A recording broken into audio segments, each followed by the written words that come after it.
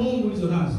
Maana unapoomba, unaposema kuomba, unaposema niombe, maana yake kuna kitu ambacho nahitaji Mungu apate kunisaidia. Bwana Yesu asifiwe. Hiyo ndio maana halisi ya maombi. Unapoomba maana yake unatafuta kitu ambacho wewe huna ili Mungu akufanyie au mwingine akufanyie. Bwana Yesu asifiwe. Amen. Kama ulikuwa unaomba kwamba leo upate habari njema ya ufalme wa Mungu, hakika Mungu ametenda, habari zinatangazwa, habari zinahubiriwa. Pokea. Amina. Bwana Yesu asifiwe. Sio wakati mwingine tena.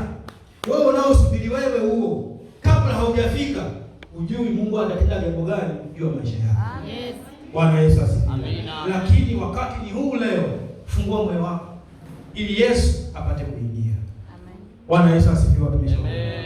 Haleluya. Amina. Haleluya. Amen. Namjua aliye mwamba, aliyeniokoa ni Bwana Yesu. Ninamjua aliye mwamba, aliyeniokoa ni Bwana Yesu. Ninamjua, ninamjua aliye mwamba, aliyeniokoa ni Bwana Yesu. oh ninamjua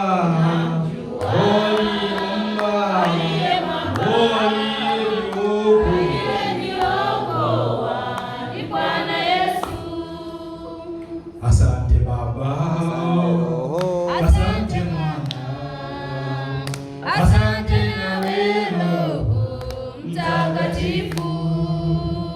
Asante Baba, asante Mwana, asante nawe Roho Mtakatifu. ninamjua, ninamjua Aliye mwamba, aliye mwamba, aliyeniokoa ni Bwana Yesu. oh ninamjua, ninamjua aliye mwamba, niokoa Ni Bwana Yesu. Piga makofi na vigelegele.